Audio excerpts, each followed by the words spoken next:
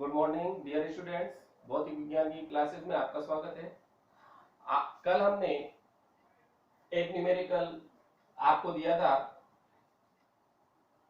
Young के द्विस्लिट प्रयोग में दो स्लिटों के मध्य की दूरी 0.2 mm है। जब स्लिटों पर 8000 एंगस्ट्रॉम का प्रकाश आपतित किया जाता है तो स्लिटों से 1 मीटर दूरी पर स्थित पर्दे पर प्राप्त फ्रिंजियों की फ्रिंज चौड़ाई ज्ञात कीजिए। हमें ज्ञात करना था। ये मैंने क्वेश्चन करने के लिए दिया था आपको। कल आपने क्या किया उसको मैच करने हम देखें सॉल्यूशन। कल वाला क्वेश्चन है ये।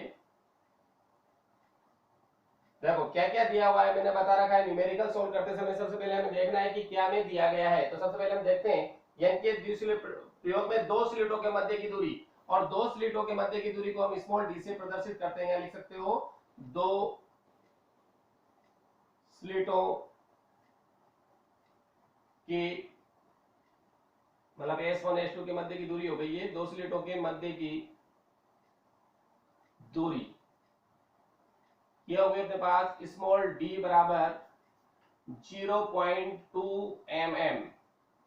मिलीमीटर को हम मीटर में बदलेंगे तो ये हो जाएगा 10⁻³ से गुणा कर देंगे तो 0.2 इंटू 10⁻³ मीटर। ये मीटर में चेंज हो गया। 10 का भाग दिया तो सेंटीमीटर में बदल जाएगा। सेंटीमीटर को मीटर में बदलने के लिए 100 का भाग लगाएंगे तो ये हो गया 10⁻³ अब स्लिटों पर 8000 तो लैम्डा का मान तरंग दैर्घ्य दे रखी है हमें। लैम्डा अभी लिख लेंगे। चलो स्लिटों से 1 मीटर दूरी पर स्थित पर्दे पर प्राप्त फ्रिंज होगी। तो स्लिटों से पर्दे की दूरी, स्लिटों से पर्दे की दूरी इसको हम लिखते हैं कैपिटल डी से। डायग्राम जब हमने बनाया था डेरिवेशन करते समय वहां लिख रखा था डी ये दे रखी है हमें 1 मीटर। कितनी दे रखी है 1 मीटर। लैम्डा दे रखा है हमें तरंग दैर्घ्य 8000। तरंग दैर्घ्य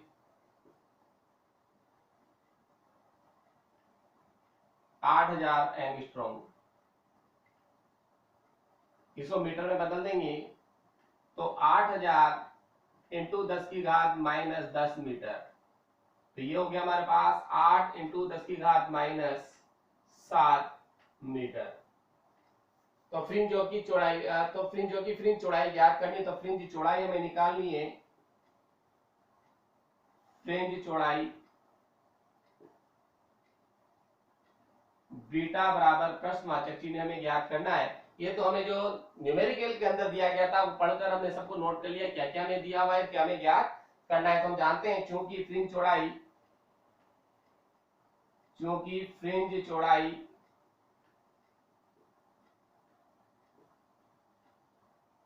बीटा बराबर फॉर्मूला हम जानते हैं लैम्डा डी अपॉन डी। तो मान रखते हैं इसमें लैम्डा का मान हमारे पास है 8 इंटू 10⁻⁷। डी का मान हमारे पास है 1 कैपिटल डी का मान। स्मॉल डी का मान क्योंकि ये मीटर में चल रहा है तो पूरी यूनिट को मीटर में लाना पड़ेगा। मीटर मीटर मीटर देखो। और स्मॉल डी का मान है हमारे पास 0.2 तो इसको भी चेंज कर दो। यहाँ पर 2 इंटू 10⁻⁻4 ये पॉइंट हटा है, जीरो नीचे आएगा ऊपर जाएगा तो माइनस का हो जाएगा 10⁻⁻4। ये मान इस पर रख दे हम तो 2 इंटू 10⁻⁴। 2 से ये कट गया 4 बार तो 4 इंटू ये ऊपर जाएगा 10⁻⁴ तो प्लस का हो जाएगा। -7 में से प्लस का 4 जाएगा तो 10 माइनस का 3 बचेगा।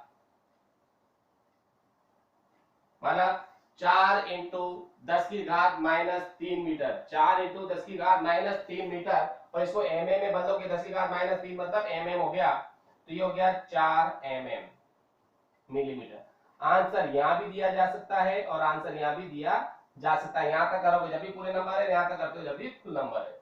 ये कल के न्यूमेरिकल का हमारा आंसर था। आज हम हमारा नया टॉपिक लेते हैं विवर्तन। इसका नेक्स्ट पार्ट है चैप्टर का विवर्तन।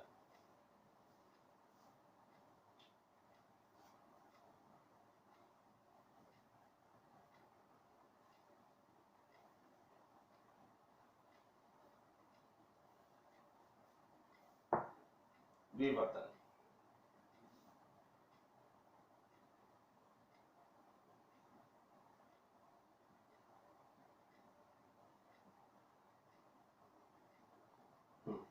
विवर्तन होता है किसी तरंग के, कोई भी जो तरंग है, किसी तरंग के अवरोधक या द्वारक, किसी तरंग के अवरोधक या द्वारक के किनारों से मुड़ने की घटना को ही विवर्तन कहते हैं। कोई भी तरंग है, वो तरंग आ रही है, वहां पर कोई अवरोधक रखा हुआ है या द्वारक रखा हुआ है, उसके किनारों से मुड़ने की जो घटना होती है उसी को हम क्या बोलते हैं, विवर्तन।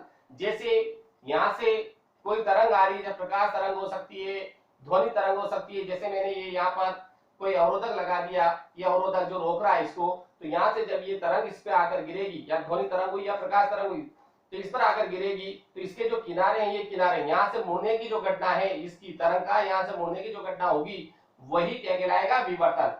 द्वारक, द्वारक का मतलब हो गया, यहाँ पे मैं छिद्र कर दूं बीच में, जैसे ये द्वारक हो गया, ये यहाँ पर ये अवरोधक लगा दिया हमने, यहाँ से ब्लॉक है, ये बंद है, और ये यहाँ पर हमने ये द्वारक मतलब ये छिद्र बना दिया है कि इसमें से प्रकाश गुजरे। तो ये जैसे ही यहाँ से आ रही है तरंग, तरंग आते ही ये द्वारक, द्वारक मतलब जैसे खिड़की होती है, खिड़की में से गुजरता है, बीच में गैप होता है खिड़की में, तो वही स्थिति की खिड़की बना दी। तो यहाँ से जैसे तरंग गुजरेगी तो इसके जो किनारे हैं, यहाँ से मुड़ने की जो घटना है, यहाँ से इधर गुजरेगा, तो जैसे जैसे मुड़ जाएगा यहाँ से, इसमें से गुजरने के बाद ये कंडीशन बनाई, यहाँ से गुजरेगा, तो यहाँ से मुड़ने की जो घटना है वही क्या कहलाती है, विवर्तन कहलाती है। तो या तो अवरोधक, अवरोधक तो रोकने वाला, द्वारक गुजरने देने वाला। तो अवरोधक तो गया, कोई भी चीज हमने ली, उसके सामने कोई पट्टी रख दी, वहां से रोक रहे हैं उसको, तो उसके ऊपर वाले किनारे वहां से मुड़ना। और द्वारक है, द्वारक जैसे खिड़की, तो खिड़की में से प्रकाश अंदर से गुजरेगा, तो उसके किनारों से, खिड़की के किनारों से, तो वो वहां से मुड़ने की जो घटना होती है वो कहलाती विवर्तन। तो अवरोधक भी हो सकता है, रोकने वाला भी हो सकता है, गुजरने वाला भी हो सकता है। तो अवरोधक या द्वारक, तो किसी तरंग के अवरोधक या द्वारक के किनारों से मुड़ने की घटना को ही हम क्या कहते हैं, विवर्तन कहते हैं। क्लियर है, इट इज क्लियर। देखें, किसी विवर्तन की परिभाषा भी मैंने बोली है, किसी तरंग के, तरंग कुछ भी हो सकती है, ध्वनि तरंग भी हो सकती है और प्रकाश तरंग भी हो सकती है। तो किसी तरंग के, किसी तरंग, किसी तरंग के अवरोधक, किसी तरंग के अवरोधक या द्वारक, किसी तरंग के अवरोधक या द्वारक के किनारों से मुड़ने की घटना, किसी तरंग के अवरोधक या द्वारक के किनारों से, किसी तरंग के अवरोधक या द्वारक के किनारों से, के किनारों से मुड़ने की घटना, किनारों से मुड़ने की घटना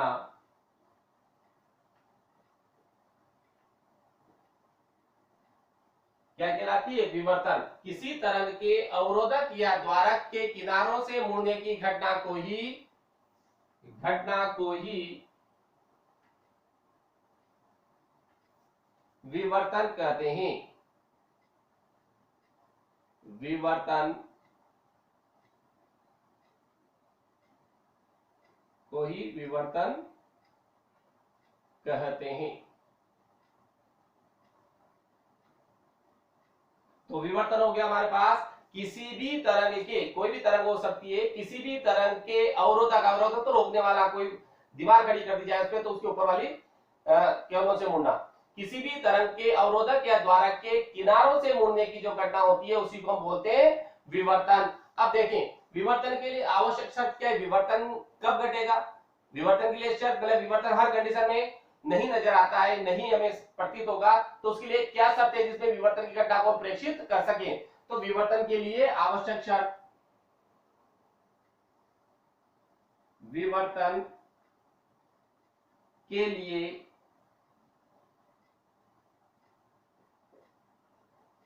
आवश्यक शर्त,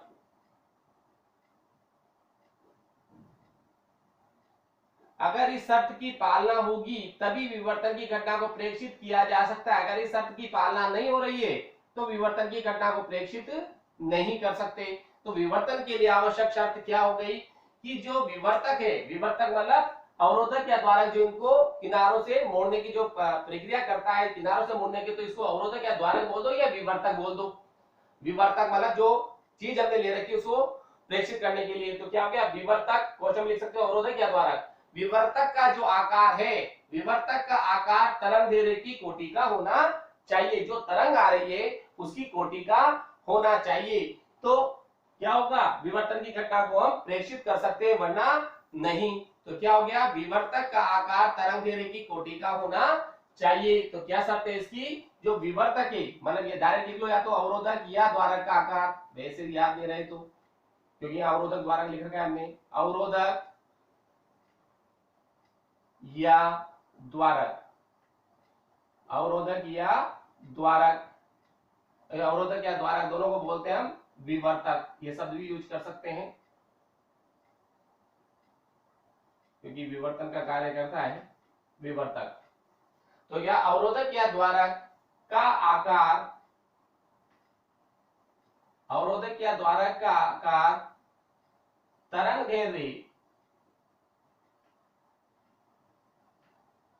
अवरोधक या विवर्तक का आकार, अवरोधक या द्वारक, अवरोधक या द्वारक का आकार तरंग दैर्ध्य की कोटि का होना चाहिए, तरंग दैर्ध्य की कोटि का होना चाहिए। अगर जो अवरोधक या द्वारक हम काम में ले रहे हैं, या उसको बोलते हैं विवर्तक, जो विवर्तक काम में ले रहे हैं उसका आकार जो तरंग दैर्ध्य आ रही है उस कोटि का होना चाहिए। अगर दोनों की कोटि लगभग बराबर होगी तो हम विवर्तन की घटना को प्रेषित कर सकते हैं, वरना नहीं, आसानी से प्रेषित नहीं कर सकते।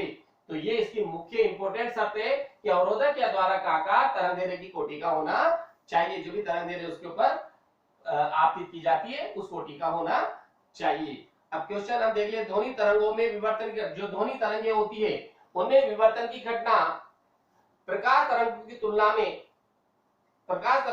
में आसानी से प्रेषित की जा सकती है, आसानी से दिखाई देती है, ऐसा क्यों?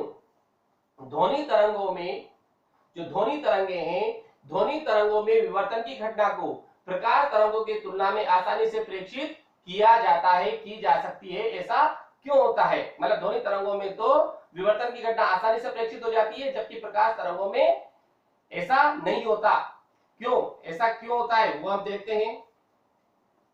क्वेश्चन लिख लो इसका, एक क्वेश्चन लिख सकते हैं, क्वेश्चन रूप में भी बना सकते हैं हम इसको। क्वेश्चन, ध्वनि तरंगों में, ध्वनि तरंगों में विवर्तन की घटना, ध्वनि तरंगों में विवर्तन की घटना, ध्वनि तरंगों में विवर्तन की घटना प्रकाश तरंगों की तुलना में, ध्वनि तरंगों में विवर्तन की घटना प्रकाश तरंगों की तुलना में, प्रकाश तरंगों की तुलना में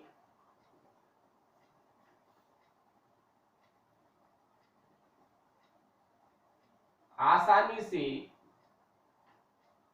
प्रेक्षित, आसानी से ध्वनि तरंगों में विवर्तन की घटना प्रकाश तरंगों की तुलना में आसानी से प्रेक्षित होती है।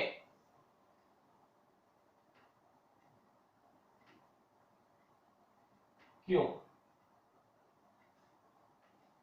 प्रेक्षित होती है, ऐसा क्यों होता है? मतलब दोनों में एक जैसी कंडीशन क्यों नहीं रहती है, हमें देखना है। मतलब जो ध्वनि तरंगे हैं, ध्वनि तरंगों में विवर्तन की घटना प्रकाश तरंगों की तुलना में आसानी से प्रेक्षित होती है, ऐसा क्यों होता है, यह हमें देखना है। तो हमारा आंसर है, क्योंकि ध्वनि तरंगों की जो तरंग दैर्ध्य है, ध्वनि तरंगों की तरंग दैर्ध्य 1 मीटर कोटि की होती है। ध्वनि तरंगे जो हैं उनकी तरंग दैर्ध्य 1 मीटर कोटि की होती है, जबकि अवरोधक या द्वारक का आकार भी लगभग हम 1 मीटर कोटि का ले सकते हैं। तो अवरोधक या द्वारक का आकार भी लगभग 1 मीटर कोटि का होता है, इसलिए ध्वनि तरंगों में विवर्तन की घटना को आसानी से प्रेषित किया जा सकता है, या ध्वनि तरंगों में विवर्तन की घटना आसानी से प्रेषित हो जाती है। क्यों होती है, रीजन बता दे रहे हैं, क्योंकि अवरोधक या जो द्वारक है उसका आकार तरंग दैर्ध्य की कोटि का होना चाहिए। अगर वो लगभग बराबर है तो उसमें विवर्तन को प्रेषित किया जा सकता है, और वो बराबर नहीं है तो प्रेषित नहीं किया जा सकता। तो वही रीजन हम देंगे यहाँ पर कि विवर्तक मतलब अवरोधक या द्वारक का आकार जो है, मतलब अवरोधक या द्वारक का आकार है वो लगभग 1 मीटर कोटि का लिया जा सकता है, और ध्वनि तरंगों की जो तरंग दैर्ध्य, ध्वनि तरंगों की तरंग दैर्ध्य भी क्या होती है, 1 मीटर कोटि की। तो दोनों बराबर हो गए, तो इसमें हम क्या कर सकते हैं, आसानी से विवर्तन की घटना को प्रेषित किया जा सकता है। जबकि प्रकाश तरंगों की तरंग दैर्ध्य आप लोग जानते हो कि प्रकाश तरंगों की तरंग दैर्ध्य एंगस्ट्रॉम में चलती है, तो ये 10 की घात -7 मीटर कोटि की होती है। एक्चुअल कितनी होती है, 10 की घात -7 मीटर कोटि की। किसकी, प्रकाश तरंगों की। प्रकाश तरंगों की तरंग दैर्ध्य कितनी होती है, 10 की घात -7 मीटर कोटि की। जबकि अवरोधक का आकार या द्वारक का आकार इतना छोटा लिया जा सकता है कि 0.00000, मतलब 6 बार 0 लगाओ फिर 1 लिखो, तो 0.00000 इतना छोटा कोई अवरोधक या द्वारक का आकार लिया जा सकता है, नहीं लिया जा सकता।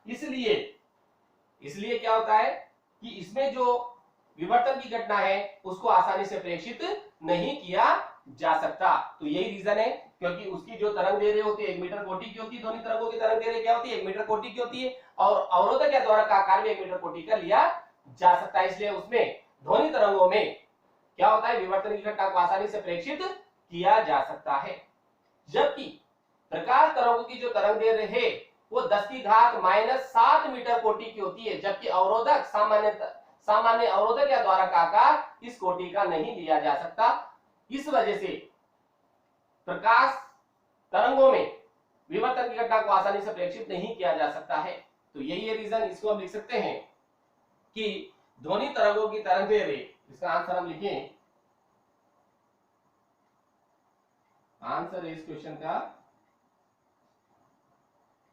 ध्वनि तरंगों की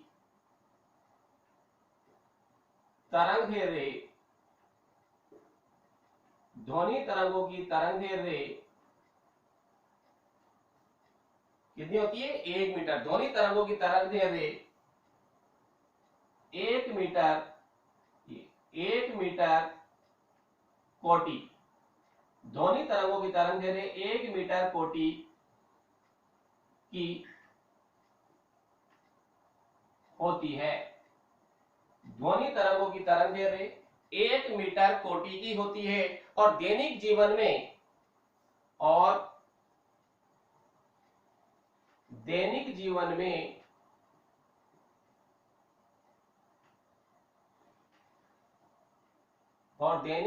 में सामान्य अवरोधक या विवर्तक का आकार, ध्वनि तरंगों की तरंग दैर्ध्य 1 मीटर कोटि की होती है, और दैनिक जीवन में अवरोधक या द्वारक का आकार, और दैनिक जीवन में अवरोधक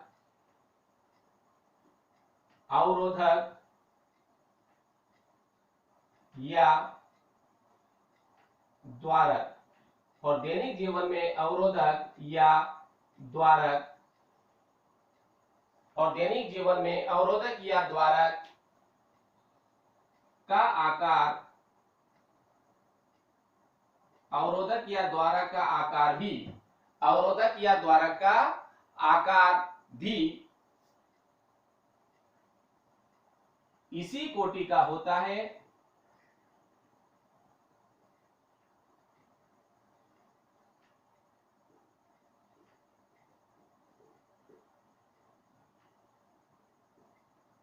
और दैनिक जीवन में अवरोधक या द्वारक का आकार भी इसी कोटि का होता है।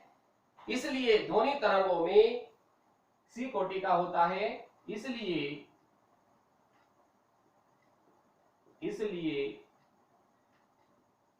ध्वनि तरंगों में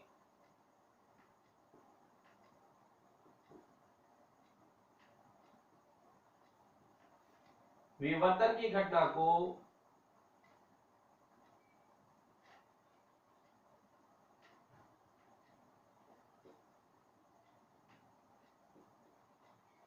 विवर्तन की घटना को आसानी से विवर्तन की घटना को आसानी से यह लिख लो। इसलिए दोनों तरंगों में विवर्तन की घटना, डायरेक्ट लिख लो, विवर्तन की घटना आसानी से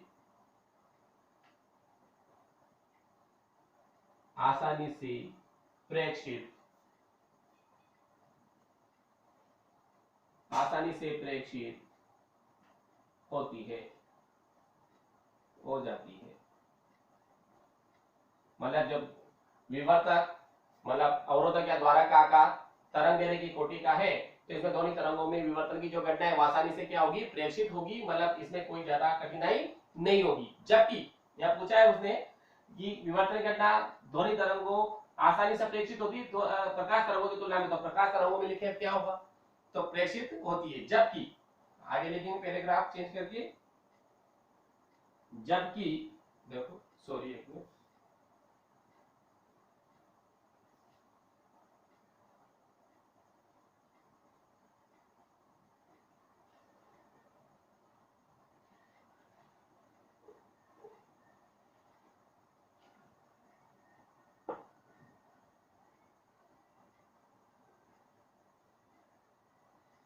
जबकि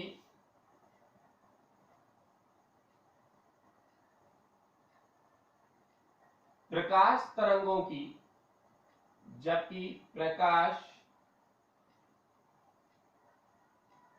तरंगों जबकि प्रकाश तरंगों की तरंग दैर्घ्य, जबकि प्रकाश तरंगों की तरंग दैर्घ्य 10⁻⁷ मीटर कोटि की होती है, कोटि की होती है। मतलब यहाँ तो 1 मीटर कोटि की थी इसकी ध्वनि तरंगों की तरंग दैर्घ्य, जबकि प्रकाश तरंगों की तरंग दैर्घ्य कितनी होती है, 10⁻⁷ मीटर कोटि की होती है। जबकि सामान्य अवरोधक, जबकि प्रकाश तरंगों की तरंग 10⁻⁷ मीटर की कोटि की होती है, जबकि कोटि की होती है। और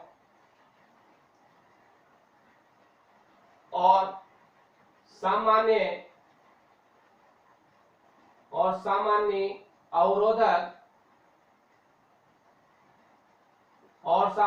अवरोधक या द्वारक जबकि प्रकाश तरंगों की तरंग दैर्घ्य 10⁻⁷ मीटर कोटि की होती है और सामान्य अवरोधक या द्वारक का आकार क्या होगा, इसके बराबर नहीं। सामान्य अवरोधक या द्वारक का आकार इससे नहीं लिख लो, जबकि प्रकाश तरंगों की तरंग दैर्घ्य 10⁻⁷ मीटर कोटि की होती है और सामान्य अवरोधक या द्वारक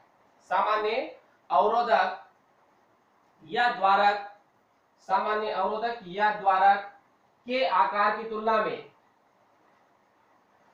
या और की जगह ऐसा कर रहे हैं, जो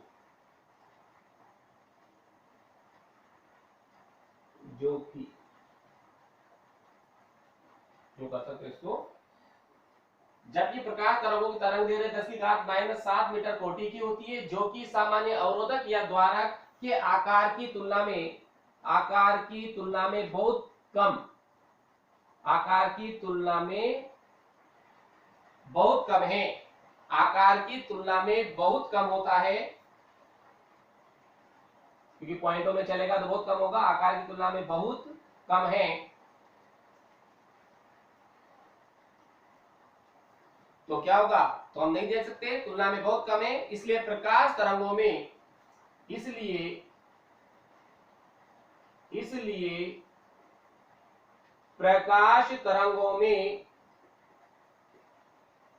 प्रकाश तरंगों में इसलिए प्रकाश तरंगों में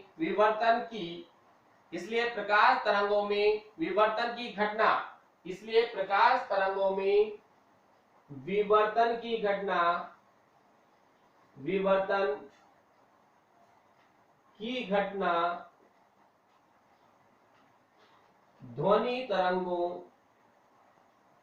विवर्तन की घटना ध्वनि तरंगों की तुलना में विवर्तन की घटना ध्वनि तरंगों की तुलना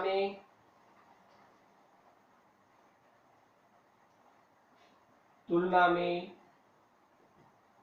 कम पाई जाती है, की तुलना में कम पाई जाती है।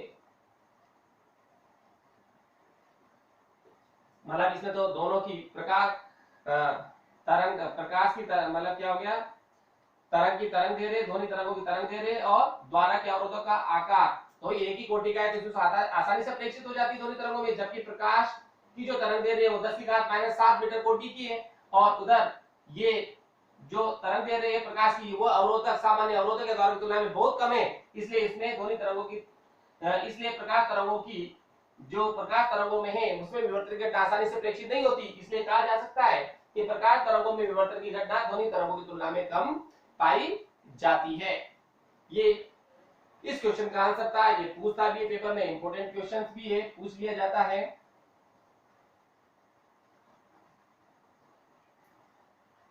अब देखो नोट लगाकर पराश्रव्य तरंगों की तरंग दे रही, पराश्रव्य जो तरंगे हैं उनकी तरंग दे रही क्या होती है, 1 सेंटीमीटर कोटि की होती है। पराश्रव्य तरंगे जो है उनकी तरंग दे रही 1 सेंटीमीटर कोटि की होती है, जबकि अवरोधक या विवर्तक का जो आकार है इसकी तुलना में काफी अधिक होता है। और यही कारण है कि इसमें भी आसानी से विवर्तन की घटना को प्रेषित नहीं किया जा सकता। मतलब इसका आकार भी अवरोधक के आकार के बराबर नहीं है, अवरोधक के द्वारा के आकार के बराबर नहीं होता पराश्रव्य में भी। इस वजह से इसमें भी विवर्तन की घटना को आसानी से प्रेषित नहीं किया जा सकता। नोट लगाकर इसमें और हम पराश्रव्य तरंगों के लिए भी लिख सकते हैं, तो नोट लगाएं, नोट में लिख लें हम पराश्रव्य कितनी बार छोटे क्वेश्चन में डाल दिया जाता है। पराश्रव्य जो तरंगे हैं क्या लिखोगे, पराश्रव्य तरंगों की तरंग दे रहे, पराश्रव्य तरंगों की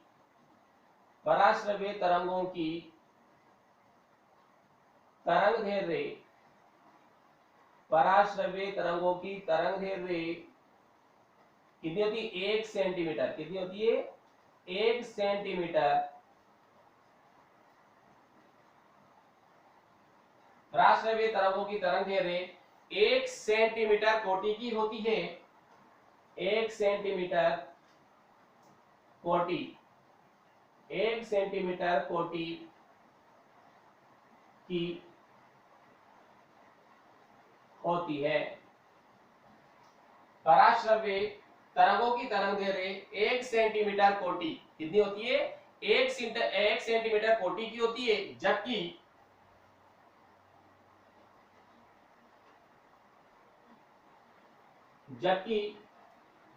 अवरोधक या द्वारा का आकार इसकी तुलना में काफी अधिक होता है, जबकि अवरोधक या द्वारक, क्वेश्चन कर दो विवर्तक, अवरोधक या द्वारक का आकार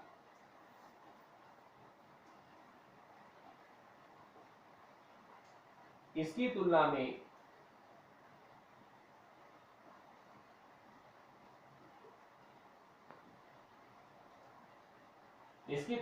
अधिक होता है,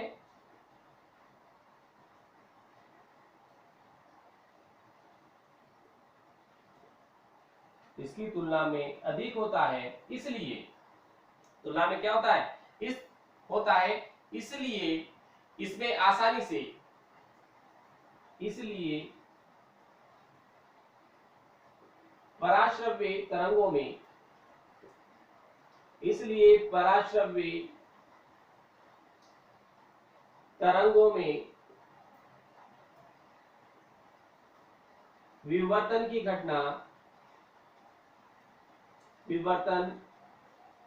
घटना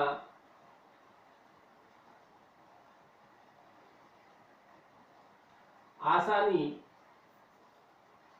से प्रेक्षित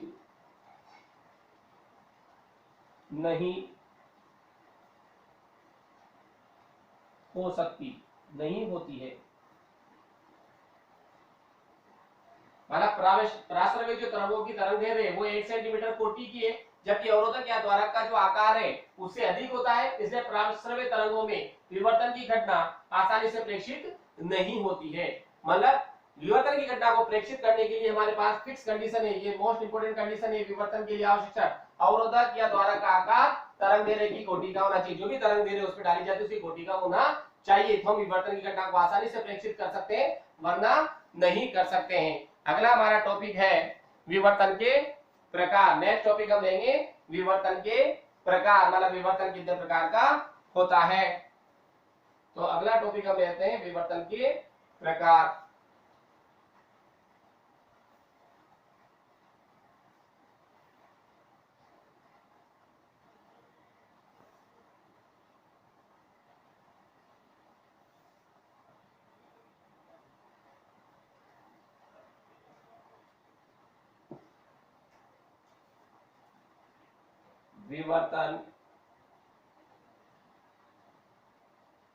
विवर्तन के प्रकार।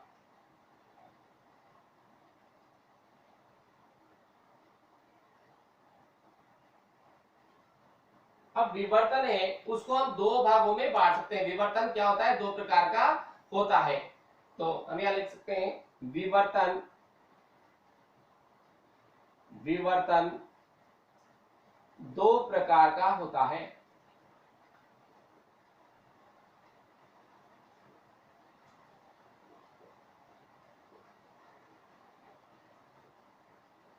विवर्तन कितने प्रकार का होता है, दो प्रकार का। एक फ्रेनेल विवर्तन, दूसरा फ्रोनहोफर विवर्तन। पहला है फ्रेनेल विवर्तन,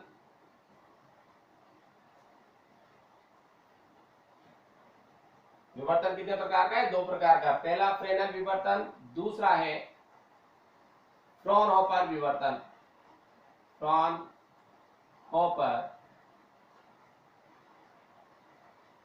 विवर्तन। तो यहां आ गया हमारे पास विवर्तन के प्रकार। विवर्तन के प्रकार में लिखा कि विवर्तन दो प्रकार का होता है। दो प्रकार का हो गया, पहला फ्रेनेल विवर्तन, दूसरा फ्रॉनहोफर विवर्तन।